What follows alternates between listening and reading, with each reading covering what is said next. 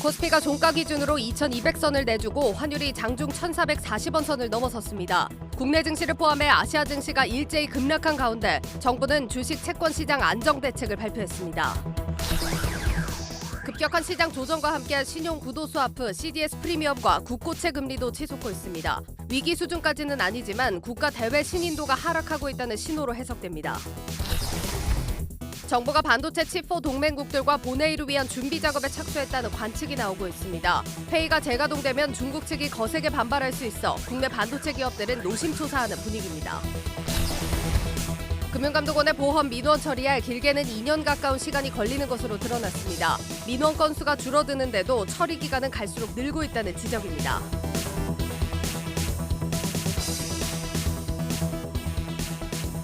여러분 안녕하십니까? 9월 28일 뉴스플러스 시작합니다. 달러 대비 원화 환율이 하루 만에 또다시 20원 가까이 급등하며 시장에 충격을 줬습니다.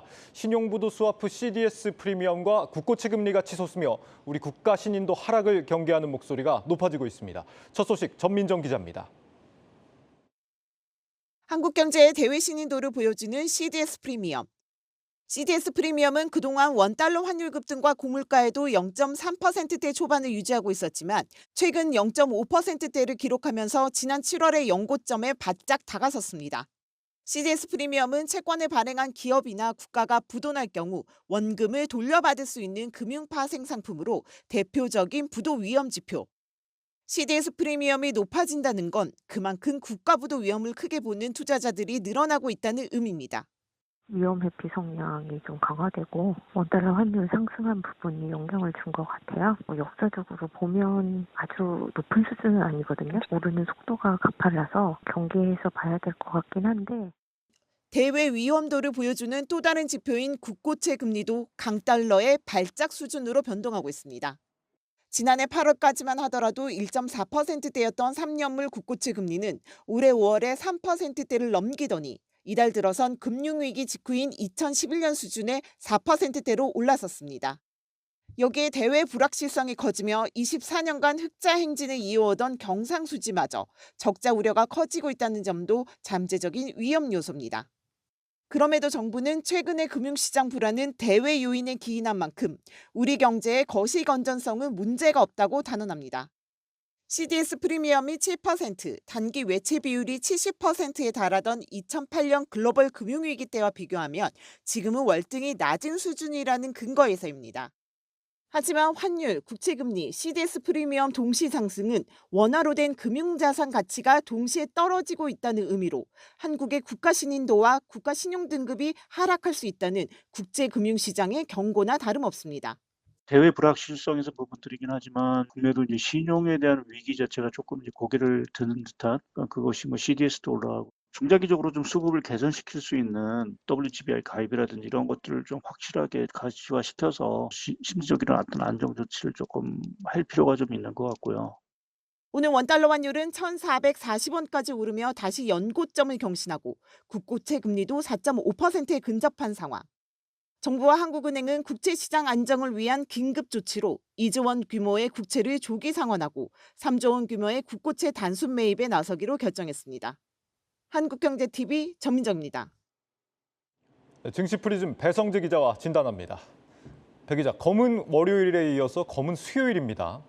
그렇습니다. 오늘만 해도 코스피 시장 상장사 절반, 그리고 코스피 시장, 코스닥 시장 10곳 중 4곳이 52주 신저가를 기록을 했습니다. 이유는 크게 두 가지입니다. 위안화가 너무 많이 떨어졌습니다. 네. 위안화 가치가 장중 한때 14년 만에 최저치인 달러당 7.16 위안까지 떨어졌습니다. 올해만 12%가 넘게 떨어진 수치인데 중국은 지금 인플레이션보다는 좀 경기 둔화를 잡는 데 목표를 두고 있거든요.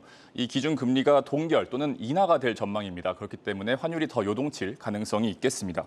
네. 두 번째는 또 애플 이슈였습니다. 애플이 신형 아이폰 14 시리즈의 증산 계획을 철회를 했습니다. 중국의 이 경기 둔화로 스마트폰의 수요가 좀 줄어들 것이라고 예측한 것으로 확인이 됩니다. 애플 이슈는 어떻게 봐야 될까요? 지금 뭐 경기 침체의 그 걱정이 애플까지도 드디어 번졌다 이렇게 우려하는 목소리 때문에 지금 장이 크게 충격을 받은 건데 맞습니다. 실제 이렇게 걱정할 만한 이슈인가요? 중국은 스마트폰의 세계 최대 시장입니다. 그러나 중국 경제 성장률이 좀 둔화가 되면서 수요도 둔화가 될 거다. 이러한 공포가 어느 정도 좀 수요가 좀 줄어들 거다. 이런 예상이 가능한 게 현실이고요. 예. 따라서 증산 계획을 접었다라고 볼 수가 어떤 해석을 해볼 수가 있는데 시장은 이것을 경기 침체에 어떤 총성이 울렸다고 해석을 한 것 같습니다. LG이노텍도 주가가 10% 넘게 빠지는 모습을 보였습니다. 보시다시피요. 또 한편으로는 또 애플이 기존과는 다르게 이번에는 프리미엄 제품에 좀 주력을 하겠다 이런 입장이거든요. 예. 어떻게 보면 판매량 자체는 작년보다 줄어들 수도 있는데 좀 우려가 과도하다 이렇게 보는 시각도 평가도 가능할 것 같습니다. 중국도 다음 달 이제 당대회가 열리고 난 뒤에는 또 경제 봉쇄가 어떻게 좀 해소가 될지도 모르는 문제니까 말이죠. 네. 오늘 장 마감 이후에 정부가 좀 긴박하게 조치를 내렸습니다. 증권시장 안정펀드가 재가동 준비에 돌입했다고요. 맞습니다. 금융위원회가 증권 유관 기관들과 함께 증안펀드 재가동을 위한 실무회의를 마치고 이 재가동 준비에 들어간 것으로 확인이 됩니다. 네. 증안펀드란 증권시장의 안정을 위해서 민간을 통해서 조성한 단기 자금을 일컫습니다. 코로나19 초창기였던 2020년 3월에 보시다시피 10조 원 수준으로 조성이 됐었는데요. 시장이 그때 당시에 급격히 반등했던 거 기억하실 겁니다. 이 이후에 이 실제로 자금 투입이 이루어지지는 않았습니다. 하지만 이 어떤 조직이나 자금은 그대로 남아있기 때문에 좀 더 빠르게 준비가 가능한 것으로 지금 전해지고 있습니다. 증안펀드의 역사를 한번 살펴볼까요? 1990년으로 돌아갑니다. 증권시장 안정기금으로 이 관련한 어떤 제도가 첫 선을 보였고 이후에 2003년, 2008년, 2020년 총 3번 이렇게 적용이 돼서 조성이 된 바 있습니다. 예. 정부와 한국은행이 국채 매입에 뭐 긴급하게 5조 원을 투입한다. 이런 얘기도 있던데 이건 무슨 얘기입니까? 맞습니다. 이번에는 좀 통화 쪽으로 이제 이동을 해보면 먼저 이 기획재정부가 2조 원 규모의 긴급 바이백, 그러니까 국채 조기 상환을 실시한다고 밝혔습니다. 그리고 한국은행도 3조 원 규모의 국고채 단순 매입에 나서겠다고 밝혔습니다. 이게 지금 국채 금리가 급등을 하고 있잖아요. 네. 그러면서 좀 불안이 커지자 국채를 사들여서 금리, 그러니까 채권의 금리를 채권 금리가 좀 높아지는 걸 막고 반대로 채권의 가격은 떨어지는 걸 막겠다 이러한 조치라고 볼 수 있겠습니다. 그동안 우리나라 이 금리, 그러니까 국채 금리 상승폭이 상당히 컸던 것으로 집계가 됩니다. 표를 하나 가져왔는데요. 주요 27개국 중에 10년물 금리, 주채 금리 변동폭을 가져왔습니다. 우리나라가 두 번째입니다. 근데 영국 같은 경우에는 잘 아시다시피 지금 재정적으로 좀 불안하다 이런 말이 나오면서 금리가 크게 올랐었는데 그런 것만 제외하면 지금 거의 1등이나 마찬가지인 수준입니다. 미국이 기준금리를 올렸는데 38.86 bp 정도인데 우리나라는 54.8 bp를 가지고 가고 있어서 상당히 가팔랐던 것으로 볼 수가 있겠습니다. 글쎄 우리만 변동폭이 좀 과도했던 건지 아니면은 경제 체질이 실제로 좀 약화되고 있어서 그런 건지는 좀 따져볼 문제인 것 같습니다. 그렇습니다. 달러 대비 원화 환율이 오늘 1,444원까지도 갔더라고요. 네. 시장에서는 원화 약세폭이 좀 다른 나라에 비해서는 그래도 좀 심하다, 유독 좀 심하다 이렇게 평가들을 하는 반면에 지금 이창용 한국은행 총재나 금통위원들은 최근에 의사록 보니까 주요국 통화보다는 원화 약세폭이 그렇게 크지 않다 이렇게도 주장을 하는 것 같아요. 어느 쪽이 맞는 겁니까? 네, 일종의 좀 팩트 체크를 해봐야겠는데 반은 맞고 반은 틀리다 이렇게 해석을 해볼 수 있겠습니다. 네. 현재 원화 가치가 두 가지 기준으로 한번 따져볼 수 있습니다. 첫 번째는 여러분들 다 오늘 보셨다시피 원달러 환율로 이거를 확인을 해볼 수가 있고 또 국제결제은행 BIS에서 발표하는 실질 실효 환율로 계산을 해볼 수가 있습니다. 네. 오늘 보셨다시피 1,440원대를 넘나들고 있습니다. 원달러 환율은요. 그런데 실질 실효 환율을 보면 100.21입니다. 8월 기준으로요. 근데 이게 어느 정도와 유사한 수준이냐? 2012년 9월과 지금 아주 유사한 수준입니다. 그런데 달러 환율을 보면 그때 당시에 1,000원 초반대였습니다. 그렇기 때문에 어떤 결론이 가능하냐? 지금의 달러 수준이 너무 높다, 강달러다라고 해석이 가능한 것은 분명합니다. 한국은행도 이러한 점 때문에 계속 그러한 입장을 유지하고 있는 거죠. 그렇다고 또 위기감을 갖지 않아도 되느냐? 그건 아닙니다. 환율이 오르는 속도가 상당히 가파르기 때문인데요. 8월 실질 실효 환율의 이 전년 대비 어떤 감소폭을 보면 5%에 가깝습니다. 이게 어떠냐면 59개 통화 중에 6번째로 빠른 수치입니다. 또 지난달에 비해서 통화 가치가 많이 떨어졌는데 우리나라가 지금 원화가 6.5% 절하가 되면서 뒤에서 네 번째의 수치를 가져가고 있습니다. 원달러 환율이 지금 마치 전봇대처럼 솟고 있는데 좀 이러한 속도를 봤을 때 위기감을 갖지 않아도 된다. 이러할 만한 상황은 아닌 겁니다. 예. 네, 당국도 그렇다고 뭐 결코 손을 놓고 있느냐 그런 건 절대로 아닙니다. 외환 보유고가 지난해 말부터 꾸준히 줄고 있는 것으로 확인이 되고 있어서 올해 2, 3분기에도 아마 달러 매도를 많이 가져간 것으로 아마 강하게 추측이 되는데 국민연금과 또 이 100억 달러 규모의 외환 스왑 거래를 또 합의를 하기도 했죠. 결론적으로 이 총재가 했던 발언은 일정 정도 외환 시장에 좀 안정을 가져가기 위한 어떤 코멘트였다고 볼 수 있겠습니다. 시장 안정을 위해서 뭐 어쩔 수 없었다고는 쳐도 적어도 내부적으로 좀 긴장감은 좀 갖고 있기를 기대를 해봐야겠습니다. 네. 오늘 이 1,440원을 환율이 넘어섰고 전문가들이 예상하는 앞으로의 환율 전망은 어떻게 됩니까? 하나증권의 리포트를 가져왔는데요. 미 연방준비제도의 금리 인상이 시작된 뒤로 올해 3월부터 금리와 환율 상승폭을 단순 계산해봤다고 합니다. 기준금리 25bp가 상승할 때마다 원달러 환율이 15.3원 올랐다고 분석을 했습니다. 예. 미 연준이 금리를 11월과 12월 그리고 내년 2월에 인상을 할 걸로 예상이 되는데 각각 50bp, 50bp, 25bp 이렇게 인상을 할 걸로 예상을 해봤을 때 이렇다면 4분기에 원달러 환율 상단은 1,445원 그리고 내년 1분기에는 1,460원까지 오를 수 있다 이렇게 분석을 한 자료가 있었습니다. 네. 자, 이렇게 전 세계적으로 좀 시장에 충격을 받다 보니까 또 개인 투자자들 사이에서 나오는 지적이 공매도 문제입니다. 맞습니다. 지금 코로나 때처럼 뭐 한시적으로 공매도를 중단하거나 이런 계획은 없는 건가요? 대만 정부의 사례를 가져왔는데요. 네. 어제 이제 공매도를 금지하는 카드를 들고 나왔습니다. 통제 조치를 검토하겠다라고 대만 중앙은행 총재가 밝혔는데 대만 투자자들도 아무래도 우리나라 개인 투자자들하고 좀 비슷한 어떤 상황 인식을 가져가고 있다라고 볼 수 있겠죠. 예. 우리나라도 이 코로나 초반 때처럼 공매도 금지해야 되는 거 아니냐 이런 지적 당연히 나오고 있습니다. 그도 그럴 게 실제 지금 하락장 속에서 공매도가 계속해서 늘고 있습니다. 지금 거래소에 따르면 이번 달 하루 평균 공매도 거래 대금이 6천억 원을 넘었습니다. 이게 지난달에 비해서 30%가 늘어난 수치입니다. 예. 아무래도 개미 투자자로서는 굉장히 분노할 수밖에 없는 수치라고 할 수 있겠고 또 뿐만 아니라 김주현 금융위원장도 취임했을 때 7월 당시에 이 공매도 금지뿐만 아니라 증시 안정 기금도 활용하겠다 이런 언급을 한 적이 있거든요. 예. 오늘 증시 안정 기금 나오지 않았겠습니까? 공매도 카드를 만질 수도 있다 이렇게 강하게 추측을 해볼 수가 있는 상황입니다. 다만 또 당국은 당연히 조심스러울 수밖에 없는 상황이고 무엇보다 우리나라 이 어떤 증시 시장의 신임도를 좀 떨어뜨리지 않겠습니까? 예. MSCI 지수 같은 어떤 선진국에 들어가기 위한 어떤 인덱스에 편입되기 위해서는 공매도를 유지해야 하기 때문에 또 뭐 공매도가 오히려 지나친 변동성을 줄여준다 이런 입장을 또 당국이 유지하고 있기 때문에 좀 쉽지 않은 과제라고 할 수 있겠습니다. 네. 증시 프리즘 배성재 기자였습니다. 증시가 크게 조정을 받으면서 신용거래를 한 주식이 강제 처분을 당하는 반대 매매도 빠르게 늘고 있습니다. 안전자산으로의 투자자 이탈 현상 역시 당분간 계속될 조짐입니다. 홍원표 기자입니다. 증시 폭락에 개인 투자자들마저 시장에서 등을 돌리고 있습니다. 26일 기준 국내 투자자 예탁금은 52조 원으로 불과 두 달 전 59조 원에 육박했던 것과 비교하면 7조 원 가까이 자금이 빠져나갔습니다. 외국인과 기관이 동반 매도할 때도 꾸준하게 국내 주식을 사들이던 개인 투자자들이 이번 주 들어서는 순매도로 돌아섰습니다. 여기에 미수나 신용거래로 주식을 산 뒤 빚을 갚지 못해 발생하는 반대매매도 급증했습니다.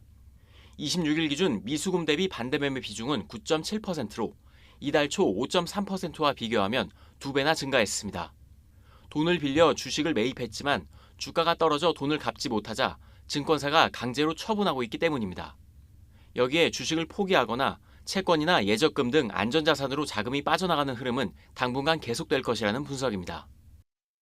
지금 상황에서는 사실상 주식에 대한 어떤 매력도를 주식 자체로 측정을 하는 게 아니라 채권에 대한 사실은 상대기대 수익률 관점에서 봐야 되는데 지금은 금리가 계속 올라가고 있는 상황이고 주식에 대한 좀 기대감이 계속 낮아지게 되는 거죠.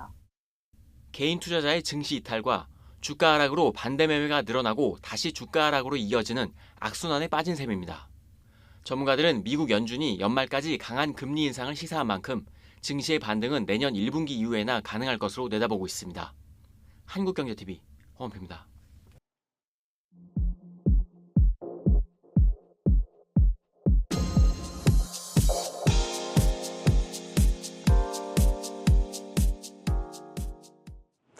미국 주도의 반도체 공급망 협의체, 이른바 칩4 회의 시작이 임박했습니다. 우리나라도 이미 참여를 결정한 상황에서 현재 참여국 실무진 간 의견을 주고받고 있는 것으로 파악이 되는데 예상되는 중국의 거센 반발에 정부가 어떤 전략으로 대응할지 관심입니다. 먼저 양현주 기자입니다. 이른바 칩4는 중국 반도체 굴기를 억제할 목적으로 미국이 주도하는 반도체 공급망 동맹입니다. 미국이 원천 기술을 제공하고 우리나라는 메모리 반도체, 대만은 위탁 생산을 담당하는 파운드리, 일본은 소재와 장비 분야를 맡아 반도체 공급망을 안정적으로 관리한다는 목적입니다. 압도적 기술 패권을 가진 미국의 허락 없이는 해외 공장 설립조차 불가능한 상황에서 우리 정부도 이미 가입 의사를 밝혔습니다. 최근 첫 실무회의가 시작됐다는 소식이 전해졌지만 정부는 중국의 눈치를 보느라 공식적인 사실관계 확인을 피하고 있습니다. 반도체 수출 의존도가 높은 우리 무역 특성상 미국 편만 들 수 없는 실정이기 때문입니다. 이미 고고도 미사일 방어 체계, 사드 설치로 인한 중국 보복으로 경제적 피해를 입은 우리나라 입장에선 현명한 대응 전략이 어느 때보다 필요한 시점입니다. 전문가들은 우리 메모리 반도체에 의존하는 중국이 섣불리 보복을 감행하진 못할 것이라고 지적하면서도 기술 자립도를 더 높여야 한다고 지적합니다. 특히 메모리 반도체에 편중된 우리 산업 현실을 극복하기 위해 비메모리 반도체에 적극적인 투자가 이어져야 한다는 의견입니다. 대한민국이 메모리 반도체만 가지고는 국제 무대에서 기술 패권 국가로서 입지를 다질 수가 없다. 비메모리까지 뭔가 기업들한테 알아서 하라. 이것은 정말 탄 하나를 주고 탄 100개 있는 병사와 싸우라는 얘기랑 같기 때문에 정책만큼은 정말 다른 방향에서 지원돼야 된다고 저는 생각을 합니다. 대만 TSMC 시가총액이 2년 만에 200조 원 넘게 증가한 것에 반해 삼성전자는 같은 기간 비슷한 수준에 머물러 있습니다. 반도체 주도권을 위해 100조 원 가까이 산업 현장에 투입하는 미국처럼 우리도 제도적 보완 장치를 마련해야 한다는 지적입니다. 그러나 반도체 산업 경쟁력을 위한 이른바 K-칩스법은 여전히 국회에 계류 중인 상황입니다. 최근 산업통상자원부가 기획재정부에 요청한 반도체 인프라 구축 예산 1,000억 원도 전액 삭감됐습니다. 전문가들은 미국과 중국의 반도체 패권 경쟁 속 우리의 현명한 생존 전략이 어느 때보다 급한 상황이라고 진단합니다. 한국경제TV 양현주입니다. 네, 칩4 회의 소식 산업부 정재훈 기자와 심층 분석합니다. 정 기자, 이 칩4 회의가 개최가 된다는 게 정부에서 확인이 된 사실입니까? 좀 더 이제 구체적으로 설명을 드리면은 이제 본회의가 있고 예비회의, 그러니까 이번 9월 말에 하겠다고 했던 거는 예비회의였고 실무진 간 이제 의제를 설정하거나 뭐 앞으로 회의 일정을 점검하는 뭐 이런 실무진 회의였는데 네. 그것이 이제 어제 저녁에 열렸다고 오늘 아침에, 그러니까 어제 밤에 이제 보도가 나왔던 것이었거든요. 예. 근데 이제 정부에서는 이것에 대한 약간 오보라고 이제 좀 지칭을 하면서까지도 좀 사실관계 파악을 좀 피해 왔었는데 결국 실무진 회의는 열린 것으로 확인이 됐습니다. 네. 정부 고위 관계자가 또 이제 9월 말쯤에 이미 이제 실무 회의를 진행한다고 했었기 때문에 이미 어느 정도 기정사실화됐던 얘기이고요. 사실 이렇게 좀 정부가 좀 극도로 노출을 경계하면서까지 좀 이제 피했던 것은 아무래도 이제 중국의 눈치를 보는 것 아니냐, 뭐 이렇게 조금 볼 수 있을 것 같은데 이미 실무진 협상은 이제 들어갔다고 보는 게 타당해 보입니다. 정부에서는 이제 칩4 동맹이라고 부르는 것도 좀 상당히 부담스러워서 동맹이 아니고 무슨 작업반이다 이렇게도 평가를 하던데. 그렇습니다. 네. 이게 칩4라는 말은 사실 국내 언론에서 좀 만들어낸 얘기였거든요. 처음에 미국이 이제 한국과 대만, 일본의 이런 협의체를 제안을 했을 때 뭐 네. 이제 우리나라 언론에서 칩4라고 좀 부르긴 했는데 그렇기 때문에 우리 정부에서는 페포라고 불러달라고 하기도 했고 또 4국 회의가 아니라 4자 간 협의체라고 불러달라고 했는데 왜 그러냐면 이제 대만이 껴있지 않습니까? 그 대만은 사실 중국에서 국가로 인정을 하지 않죠. 예. 그러니까 우리 입장에서 4국이라고 부를 수도 없고 예. 4자 간 협의체로 좀 요청을 하고 있는 것 때문입니다.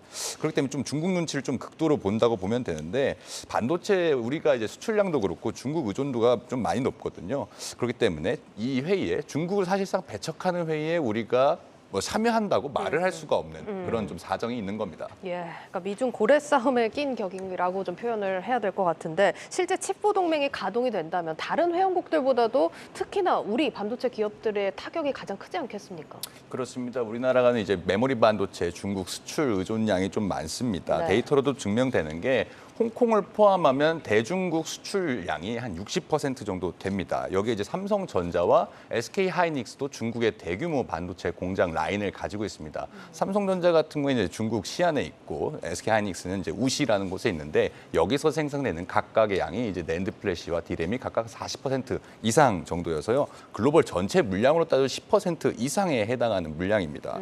그런데 물론 이제 메모리 반도체도 우리나라의 이제 핵심 기술이기 때문에 최첨단 공정은 이제 밖으로 해외에서 공장을 이제 짓지는 못하거든요. 그러니까 여기 공정이 최첨단 기술은 아니지만 그래도 물량 자체가 비중이 높다는 측면에서 조금 좀 위험 요소로 작용하고 있다고 보고 현재 두 기업, 그러니까 삼성전자와 SK하이닉스도 그런 사안을 감안해서 굉장히 이 사안 치포 동맹에 관해서는 굉장히 조심스러운 태도를 보이고 있는데 최근에 이제 SK 최태원 회장이 이제 미국 워싱턴에서 열린 행사에서 좀 대만과 중국의 군사적 충돌까지도 염두에 놓은 최악의 시나리오를 대비하고 있다라고 밝히기도 했습니다. 예, 뭐 조심스럽게 접근을 하고는 있지만 쉽지 않은 상황입니다. 그럼 어떻게 좀 대응을 해야 될지 전문가들 조언은 어떤가요?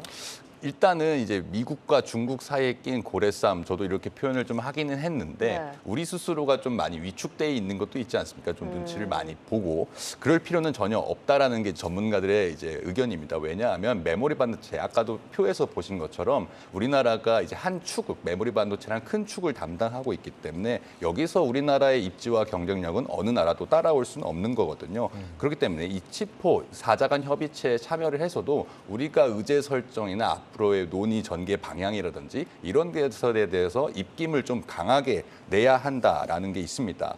좀 대만의 사례를 좀 살펴볼 필요가 있는데 대만의 중국 수출 물량은 우리나라보다 훨씬 많습니다. 지난해 이제 1,180억 달러, 한 100조 원이 훨씬 넘죠. 우리나라가 이제 768억 달러였는데 50%가량 더 큽니다. 중국이 이제 대만도 뭐 군사적 공격을 하겠다 뭐 이런 식으로 매번 위협을 가하잖아요. 그럴 때마다 대만이 좀 방어하는 논리가 너네 우리가 반도체 생산 안 해주면 경제 대규모 혼란이 온다라는 식으로 이제 방어 논리를 펼치는데 사실 그게 맞습니다. 대만, 중국도 대만에 굉장히 많이 의존을 하고 있는 실정이거든요. 그래서 그렇기 때문에 한국 반도체 산업이 가진 기술력과 좀 입지를 내세워서 치포 동맹 속에서 이런 것을 방향성을 좀 설정하고 한편으로는 좀 중동의 수출 그 석유 수출 기구가 있지 않습니까? 오펙이라고 해서 그러니까 이 치포 동맹도 오펙처럼 좀 더 반도체 공급망에 관여하는 나라들을 참여를 많이 시켜서 물론 중국은 못하겠지만 이런 식으로 참여시켜서 이 협의체가 미국만의 동맹이라는 이미지를 어느 정도 중국한테 오해를 좀 불식시키는 그런 방향으로 전개를 해야 한다는 어떤 전문가들의 의견도 있었습니다. 이왕 참여를 할 거면은 미국에 끌려다니지 말고 중심을 잡아라 이런 얘기인데 사실 미국의 굉장히 대규모 투자가 이미 진행되고 있는 상황에서 이 미국의 주도권을 내주지 않을 수가 있을지 좀 걱정이 되는 부분이기도 합니다. 중국과 지금 한국의 디램 기술 격차가 뭐 디램 같은 경우는 한 5년, 낸드는 한 2년 정도 난다. 뭐 이런 수출입 은행이었나요? 얼마 전에 그런 자료를 내놓기도 했는데 지금 이제 격차가 갈수록 좀 좁아지는 것 같은 느낌입니다. 이런 글로벌 외교 문제에서 우리 입지가 좀 갈수록 좀 줄어들게 되는 건 아닌가 이런 염려도 되는데요.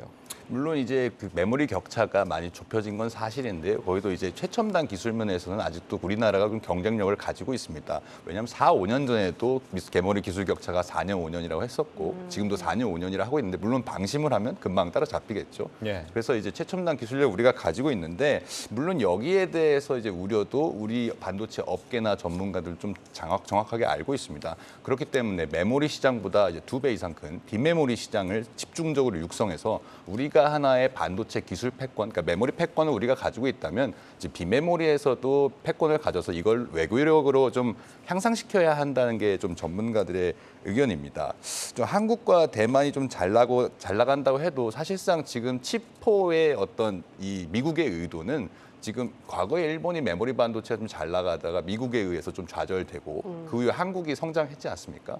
그러니까 메모리가 한국에 가고 파운드리가 위탁 생산이 대만에 가 있고 소부장이 이제 일본에 가 있는 이 현실을 미국이 다시 주도권을 잡아서 전체 반도체 판을 미국이 다시 갖겠다라는 게 이 치포 동맹의 의도입니다. 그렇기 때문에 이 현실 속에서 어떤 좀 우리가 비메모리로서 기술력으로 외교력을 좀 향상시켜야 하는 건데 미국은 지금 거의 100조 원 넘게 이제 반도체 지원법과 뭐 인플레이션 감축법도 사실상은 자국 내 산업을 키우겠다는 의도지 않습니까? 그렇기 때문에 이렇게 지원하는 상황에서 우리나라 우리나라도 좀 용인 반도체 클러스터 사례처럼 사실상 지금 우리나라 안에서 산업단지도 조성하는 것도 힘든 그런 실정이거든요.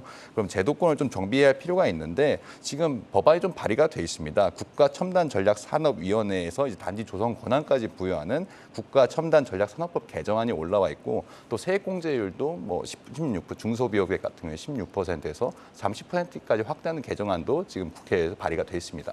네, 지금 계속 뭔가 우리가 좀 방어적인 자세에 대한 얘기들을 하고 있는데 이번 치포 동맹을 활용해서 우리 뭐 반도체 기업들이 좀 얻어내거나 이럴 수 있는 뭐 기대할 만한 그 기회로 삼을 만한 건 없습니까? 뭐 한 2가지 정도로 요약을 해볼 수는 있을 것 같은데 일단은 이 치포 동맹이 공급망 재편, 그러니까 공급망의 안정화, 미국 주도의 공급망 안정화 회의이지 않습니까? 그러니까 우리가 불과 몇 년 전에 일본한테 반도체 보복, 그러니까 소부장 소재 보복을 당했을 때 기억하실 텐데 그런 일은 이제 이 협의체 안에서 방지할 수가 있게 되는 거죠. 그러니까 우리나라 메모리 반도체 기업이나 아니면 시스템 반도체 이제 육성하는 기업들도 어느 정도 이제 공급에, 그러니까 원재료나 이런 거에서 공급의 안정화를 기대해 볼 수는 있고요. 또 지금 삼성전자가 뭐 한 20년간 200조 원 넘게 미국에 투자한다고 이제 좀 밝힌 적도 있지 않습니까? 거기서 미국에서 이제 현지 보도로 드러났는데 그렇게 되면 사실 미국 같은 경우에는 이제 자국 내 일자리 창출 면에서 더 많은 세제 혜택과 더 많은 투자 지원금이 가기 때문에 어떤 면에서는 우리나라 기업이 국내에서는 기대할 수 없는 지원금을 받을 수 있다는 그런 제도적 장치가 있다라고 볼 수 있는데 한편으로는 이런 게 미국 내 투자하거나 이 동맹 안에 들어오는 것 자체가 미국의 이 주도권 자체를 이제 거스를 수는 없는 거거든요. 한편 미국의 공장을 짓는다는 건 미국의 족쇄를 또 하나 찬다. 이렇게 해석할 수 있지 않습니까? 그러니까 그런 협상에서 그런 국면에서 우리가 목소리를 낼 수 있을 요소들을 만들어야 한다는 게 핵심입니다. 알겠습니다. 산업부 정재훈 기자였습니다.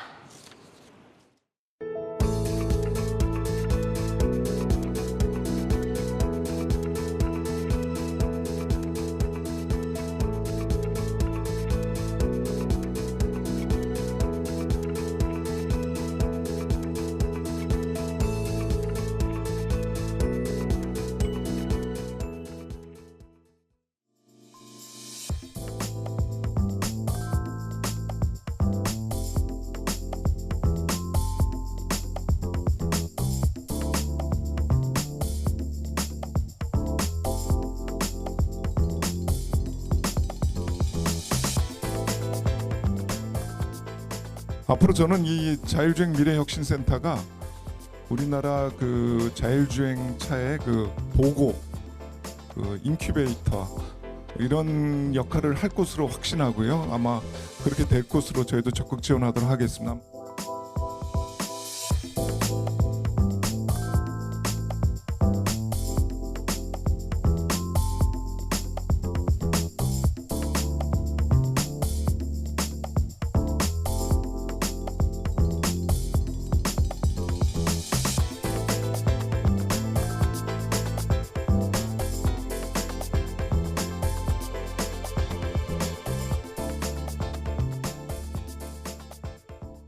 네, 올해 상반기 IPO 시장에서 쓴맛을 봤던 제약 바이오 IPO 시장이 조금씩 살아날 조짐을 보이고 있습니다. 현재 바이오 기업 4개 회사가 잇따라 증시 입성에 도전을 하고 나선 건데 이 시장 분위기를 반전시킬 수 있을지 주목이 되고 있습니다. 관련 내용 IT바이오부 박승환 기자와 살펴보도록 하겠습니다. 박 기자, 이번 바이오 기업 4개사가 주목을 받는 이유, 배경을 뭐라고 봐야겠습니까? 네, 아무래도 이제 올해 들어서 월별로는 이제 가장 많은 기업이 IPO에 나서고 있는 게 이제 주목받는 배경일 것 같습니다. 올해 들어 지금까지 상장한 바이오 기업은 이제 겨우 6개사에 불과한데요. 한 달에 이제 한두 개사가 상장하는 게 일반적이었고 지난달에는 IPO가 아예 한 건도 없었습니다. 이런 상황에서 이제 이번 달에만 이제 4개사가 IPO에 나서면서 얼어붙은 투자 심리가 회복되는 것 아니냐 하는 이제 기대감이 일고 있는 겁니다. 4개사가 지금 공모에 나서고 있다고 해주셨는데 이 중에서 좀 주목해볼 만한 기업들이 있을까요? 네, 연질 캡슐 원천 제조 기술을 보유하고 있는 이제 알피바이오를 주목할 필요가 있어 보입니다. 알피바이오는 이제 액상 형태의 내용물을 젤라틴과 같은 이제 피막 안에 충전하는 제형인 연질 캡슐 기술력을 앞세워 제약바이오, 건강기능식품 등 관련 협력 기업만 250개사가 넘는데요. 이런 기술력을 바탕으로 연질 캡슐 주문자, 상표 부착 생산, 제조자 개발 생산을 전문적으로 하면서 지난해 매출액 1,150억 원, 영업이익 59억 원 등 안정적인 수익 구조를 갖추고 있습니다. 네. 일반적으로 이제 바이오 기업들은 이제 수익보다는 기술 등 이제 미래 성장성을 내세우며 기술 특례 상장에 나서는 게 대부분인데요. 네. RP바이오는 이제 다른 바이오 기업과는 달리 이제 실적을 크게 내고 있는 겁니다. 이런 강점을 인정받아서 이제 이미 기관 투자자 대상 수요 예측에서 1,556대 1의 경쟁률을 기록하며 최종 공모가는 희망밴드 상단인 13,000원으로 확정됐습니다. 네, 뭐 신약 개발하는 바이오 기업처럼 뭐 한 방에 있다기보다는 지금 탄탄하게 성장세를 보여주면서 오히려 지금 같은 장에 좀 적절한 투자처일 수 있겠다 네, 싶습니다. 그렇습니다. 네. 그러면은 RP바이오 외에 또 주목해볼 만한 기업 어떤 게 있을까요? 네, 이제 다음 달 이제 코스닥 시장으로 이전 상장을 앞둔 코넥스 기업 선바이오도 이제 주목할 기업 중 하나로 꼽히는데요. 특정 약물의 약효 기간을 늘리거나 이제 기존 제품 대비 독성을 완화하는 패길레이션 기술을 개발하는 선바이오는 기간 수요 예측에서 이제 흥행 실패를 딛고 일반 청약에서 세 자릿수 경쟁률로 이제 반전을 보였습니다. 탄탄한 기술력에 주관사가 제시한 희망 공모가 하단보다 20% 이상 낮은 공모가를 제시하면서 저평가 매력이 부각됐다는 평가입니다. 여기에 이제 RP바이오와 마찬가지로 흑자를 내고 있는 기업이라는 점, 또 규정상 필요한 의무기간보다 권한 행사기간이 길게 부여된 환매 청구권도 일반 투자자의 투자 심리를 끌어낸 요인으로 꼽히고 있습니다. 이외에도 이제 두 번째 도전에 나선 면역질환 치료제 개발 기업인 샤페론과 의료기기 개발 기업 플라즈맵도 다음 달 이제 일반 청약에 나서는데요. 네. 이들 기업은 이제 당장 매출이 없거나 영업 손실을 기록 중이지만 이제 기술 경쟁력을 내세우고 있는 만큼 관심을 가질 필요가 있다는 진단입니다. 알겠습니다. 이렇게 현황 좀 들어봤는데 아무래도 관건은 지금 이런 기업들이 증시에 입성을 해서 이제 자리를 잡고 또 제약 바이오 IPO 시장을 좀 더 살아나게 하게끔 분위기를 반전시킬 수 있을 거냐 이런 부분일 것 같은데 어떻습니까? 네, 맞습니다. 이제 말씀하신 것처럼 이제 IPO에 나선 이들 기업들의 이제 흥행 여부가 최대 관심사인데요. 네. 이미 이제 하반기 들어 이제 국내 대형 바이오주들이 반등을 보인 가운데 증시에 입성하려는 이제 일부 기업이 일반 청약에서 이제 흥행에 성공하면서 실력 있는 기업에 대해서는 이제 기대감이 큰 게 사실입니다. 여기에 이제 이들 기업이 증시에 입성해 자리를 잡게 된다면 침체된 제약바이오 IPO 시장의 분위기를 반전시킬 수 있다는 긍정적인 시각도 나오고 있는데요. 다만 이제 최근 증시 한파 속에서 이제 제약 바이오 기업들의 IPO가 쉽지만은 않다는 관측도 있습니다. 관련해 운용사 관계자의 설명 들어보겠습니다. 바이오주들이 시장 유동성이 좀 많이 안 좋잖아요. 인상되고 그러다 보니까 아무래도 성장주들이나 이런 것들 타격을 받을 수밖에 없죠. 바이오 기업들도 사실은 이게 뭐 당장 지금 뭐 실적이 나오는 게 아니니까 미래 가치 보고서 사실 투자를 해야 되는데 이럴 때 보수적으로 접근할 수밖에 없는 거죠. 네, 이제 여기에 이제 정부의 복지 축소, 국방비 확대의 대표적 피해 업종으로 제약 바이오 업종이 꼽히면서 연기금과 운용사의 부정적인 시각이 적지 않은 게 사실입니다. 네. 결국 이제 이번에 증시에 입성에 나서는 기업들의 공모 흥행, 여기에 이제 증시 상장 이후 양호한 성과가 업종 전반의 분위기를 좌우할 것으로 보입니다. 네, 가장 먼저 RP바이오 내일 29일 상장합니다. 흐름 어떤지 먼저 지켜보시면 좋을 것 같습니다. IT바이오부 박승원 기자였습니다.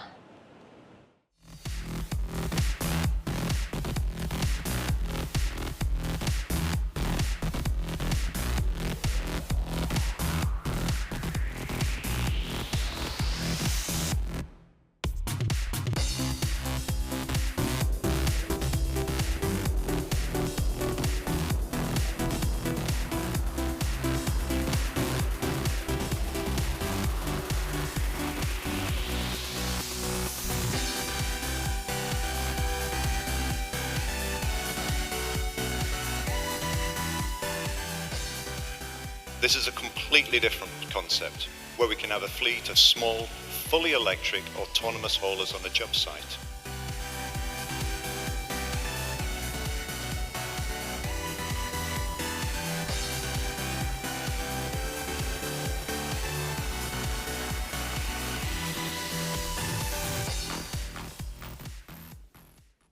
금융사로부터 억울한 일을 당해 금감원에 민원을 제기하면 처리 기간이 길게는 640일이 걸리는 것으로 저희 한국경제TV 취재 결과 드러났습니다.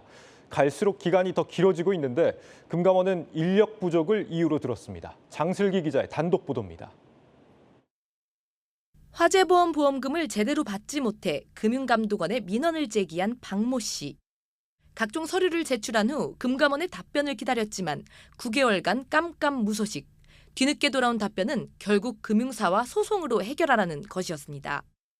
홈페이지는 30일에는 답을 주겠습니다. 늦어지면 3개월 정도 걸립니다라고 홈페이지에 써 있었는데 막상 넣어보니까 뭐 3개월이 지나도 답이 없고 담당자 전화도 안 받고 또 계속 전화하게 되면 담당자가 민원이 많아서.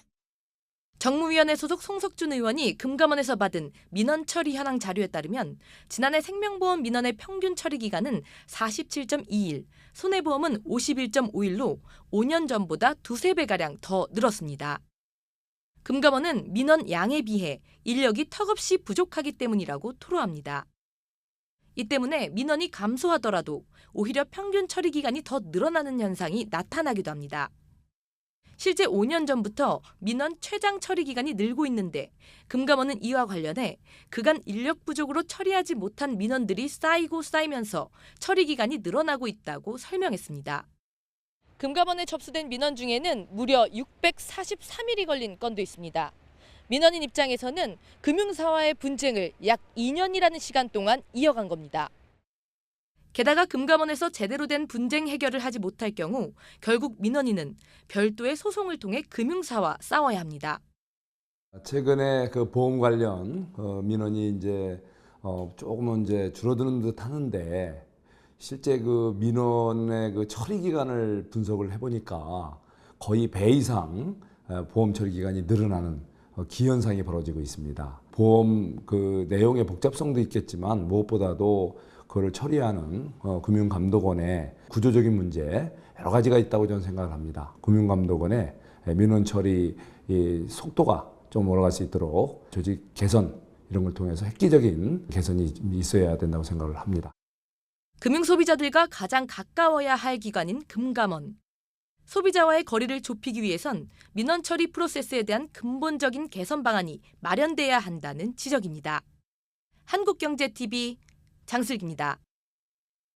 국내 패션 업계를 이끌고 있는 LF가 해외 시장에서는 좀처럼 활로를 찾지 못하고 있습니다. 자체 브랜드를 육성해 글로벌 시장에 진출하겠다는 구본걸 회장의 전략이 기대에 못 미쳤다는 평가가 나옵니다. 김예원 기자입니다. LF의 연간 해외 수출 금액입니다. 2011년 307억 원으로 정점을 찍은 뒤 매년 뒷걸음질 쳐 지난해엔 23억 원으로 쪼그라들었습니다. 같은 기간 전체 매출에서 차지하는 수출 비중도 2011년 2%대에서 지난해 0.2%대로 급감했습니다.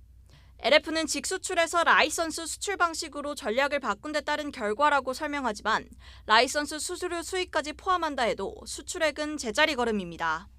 해외 진출한 브랜드도 고작 4개에 불과합니다. 그나마도 헤지스를 제외하면 던스트 마에스트로는 이제 수출을 막 시작하는 단계로 제대로 된 기반은 마련하지 못한 상황입니다. 중견 기업인 이랜드와 비교해봐도 국내 패션 대기업으로서 초라한 성적입니다. LF는 구본걸 회장이 지난 2010년 매출 1,000억 원 이상의 메가 브랜드 10개를 만들고 그중 5개를 가지고 해외로 진출하겠다고 선언한 뒤 해외 시장 공략에 집중했습니다. 자체 브랜드를 경쟁력 있는 브랜드로 키워 해외로 진출한다는 이른바 구회장의 브랜드 경영. 해외 시장 개척으로 새로운 성장 동력을 확보하겠다는 의지의 표현이었지만 패션업계에선 기대에 크게 못 미치는 결과라는 평가를 내놓습니다. 반면 LF는 지난 10여 년 동안 5개 안팎의 자체 브랜드를 선보인 데 반해 해외 브랜드는 20여 개나 수입해 국내에 판매했습니다. 사업을 다각화한다며 계열사를 통해 심지어 하코야, 마키노차야 등 일본 외식 브랜드까지 수입해왔을 정도입니다. 해외 진출을 늘리겠다는 약속과 달리 손쉬운 내수 시장 공략에만 열을 올렸다는 지적이 나오는 이유입니다. 해외 수출을 통해서 국가 전체 발전을 기여하는 것가 굉장히 중요하겠습니다만 당장 기업의 수익 구조에 매달릴 수밖에 없는 또 상황이거든요. 자체 브랜드를 개발할 경우에는 그에 따른 비용도 그렇고 시간도 많이 들고 그다음에 성공에 대한 그 가능성도 우리가 확신할 수가 없고. 이에 대해 LF는 사드 문제 이후 중국 사업의 어려움이 커지면서 수출 전략을 수정했고 중국은 안정적인 라이선스 사업으로 운영하되 베트남을 신시장으로 삼고 해외 진출을 확대하고 있다고 밝혔습니다. 한국경제TV 김예원입니다. 전 세계 증시가 뚜렷한 약세장으로 진입하면서 이른바 공포지수가 치솟고 투자 심리는 이미 한겨울입니다. 상황이 이렇자 소위 인컴 투자의 대표인 배당주 펀드에 꾸준히 돈이 흘러들어가고 있는데 여기다 정부가 기업의 배당 제도를 개선한다고 밝혀 시세 차익과 배당금 두 마리 토끼를 잡을 수 있다는 장점까지 부각되고 있습니다. 박찬희 기자입니다. 미국 연준의 세 번째 자이언트 스텝 이후 증시 하락이 가팔라지면서 주식시장 변동성이 대거 높아지고 있습니다. 미국 S&P 500 지수의 변동성 기대치를 예상하는 지수로 이른바 공포지수라고도 불리는 빅스 지수는 최근 한 달 새 24%나 뛰어올랐습니다. 같은 기간 코스피 변동성 지수인 V코스피 지수는 40% 넘게 폭등했습니다. 증시 변동성 확대로 직접 투자의 부담이 높아지자 배당주 펀드로 우회하는 수요도 꾸준히 증가하고 있습니다. 올 들어 배당주 펀드에 유입된 자금은 5,500억 원. 한국투자신탁운용의 한국투자 미국 배당귀족 증권자 투자신탁의 설정액은 올 들어 1,400억 원 증가했습니다. 우리나라는 또 가치주랑 배당주가 겹치는 경우가 많기 때문에 지금 같은 경우에 하락이 낫지 않을까 이렇게 기대가 되고 있기 때문에 그 시기상으로도 지금 하반기로 가면서 배당에 대한 기대가 시장 전체적으로 생겨나고 있잖아요. 실제로 최근 한 달간 코스피 지수가 11% 하락하는 동안 국내 배당주 펀드 평균 수익률은 4.5% 하락하는 데 그쳤습니다. 이런 가운데 최근 금융위원회가 배당제도 개편을 시사하면서 향후 배당주 펀드로의 자금 유입이 증가할 것이란 기대감도 나오고 있습니다.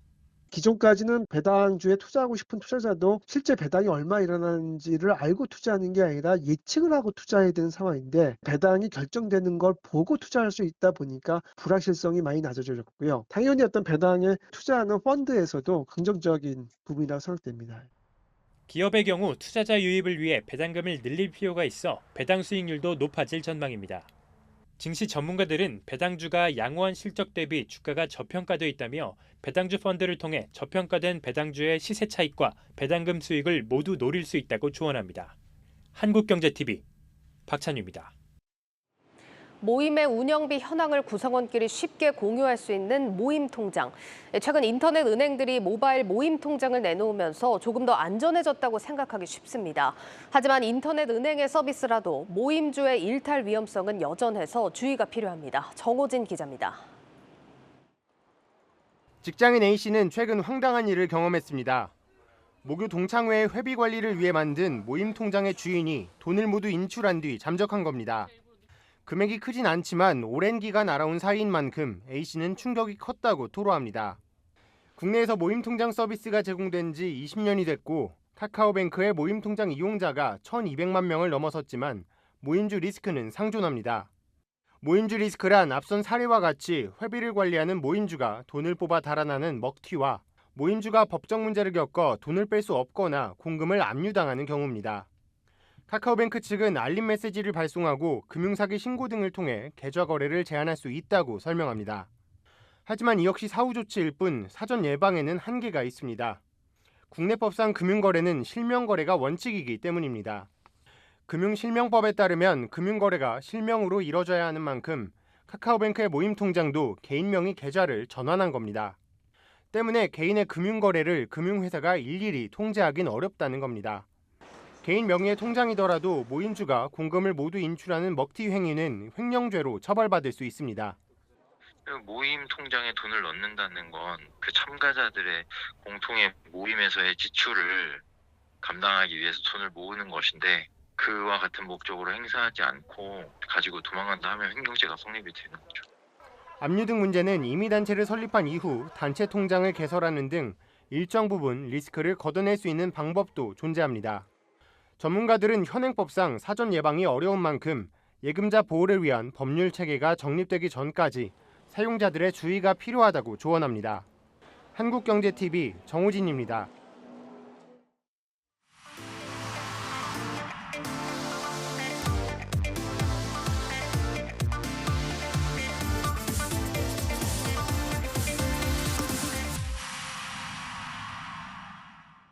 고웨스트 시간입니다. 글로벌 콘텐츠부 오민지 기자와 함께 하겠습니다.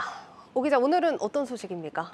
네, 우리나라와 미국, 또 일본, 대만의 반도체 협의체죠. 이 칩보 실무회의가 본격적으로 시동을 걸고 있습니다. 네. 이 성장주들이 고전을 겪으면서 반도체 업종에 대한 투자도 망설여지는 상황인데요. 오늘은 이 반도체 업종 중 다시 월가에서 주목을 받고 있는 종목 엔비디아에 대해서 이야기해 보려고 합니다. 엔비디아가 사실 많이 거론이 됐던 것도 맞지만 주가가 그렇게 좋지는 못했던 걸로 기억을 하는데 현황이 어땠습니까?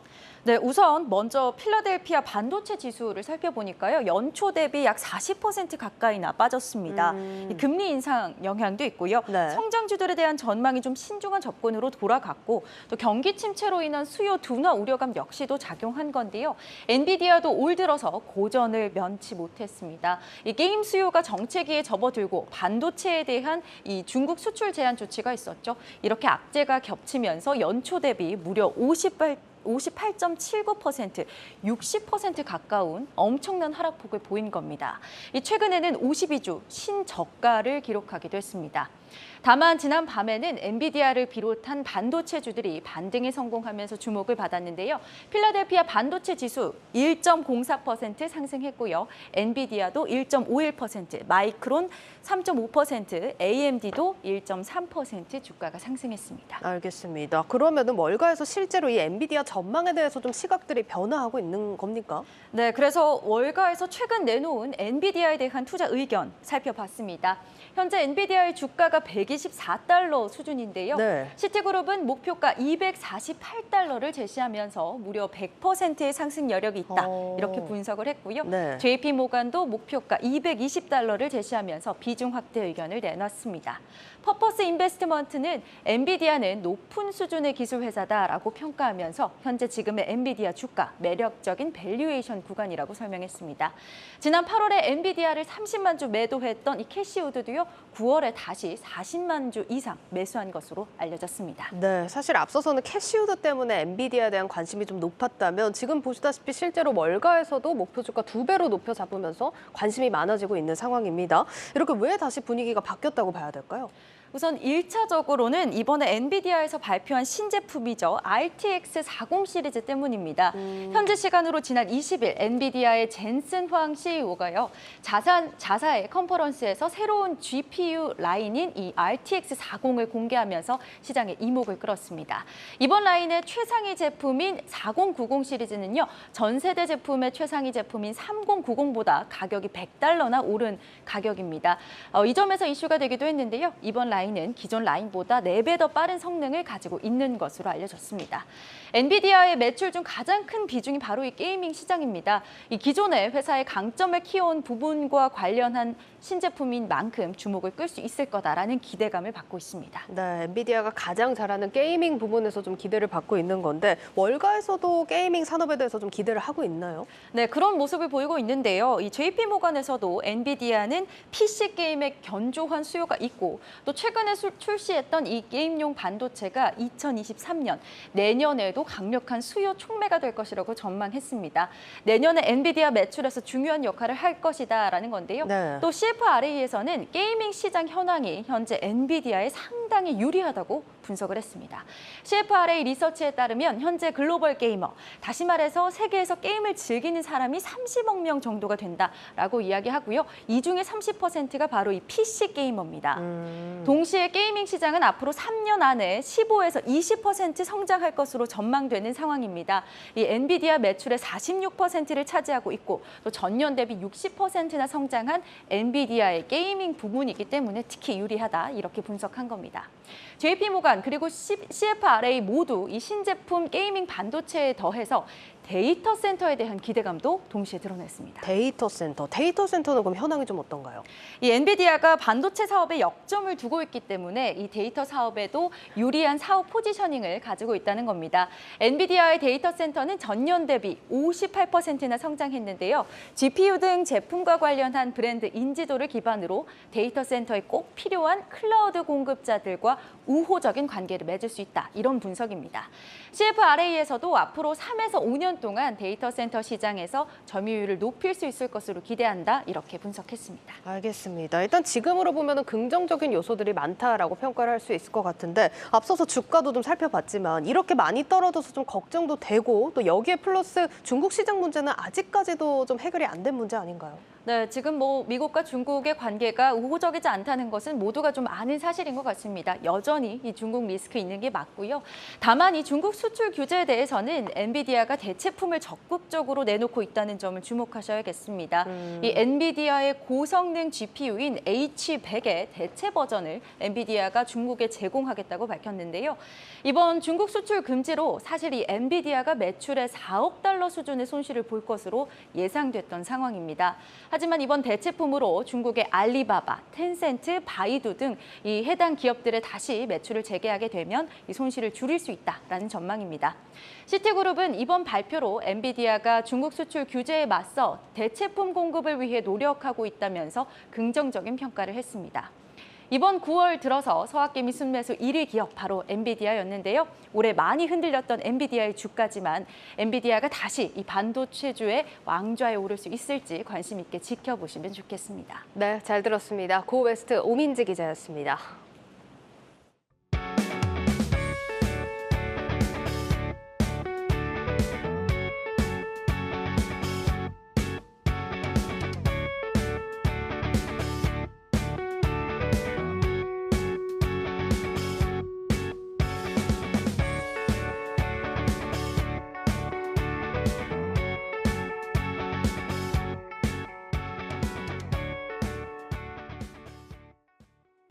내일자 한국경제신문 미리 살펴봅니다. 먼저 첫 번째 기사입니다. 정부가 초중학교의 이 정보 컴퓨터 교육 시수를 현재보다 2배 이상 늘려 디지털 인재 100만 명 양성에 나선다는 기사입니다. AI 반도체 같은 차세대 원천 기술에 집중 투자해 이 세계 최고 수준의 AI 인프라를 구축하고 6세대 이동통신 표준 특허를 선점해 2026년 세계 최초 시범 서비스도 시작한다고 합니다. 과기부가 오늘 이런 내용을 담은 대한민국 디지털 전략을 발표했는데 윤석열 대통령은 글로벌 AI 경쟁력을 세계 3위 수준으로 끌어올리고 데이터 시장 규모를 지금보다 2배인 50조 원 이상으로 확대하겠다고 말했습니다. 다음으로 메모리 빙하기에 이어 반도체 파운드리 시장도 슈퍼 호황이 끝나간다는 기사입니다. 시장조사 업체 트렌드포스에 따르면 2분기 글로벌 파운드리 시장 매출 증가율은 전분기 대비 3.9%로 1년 3개월 만에 최저치라고 합니다.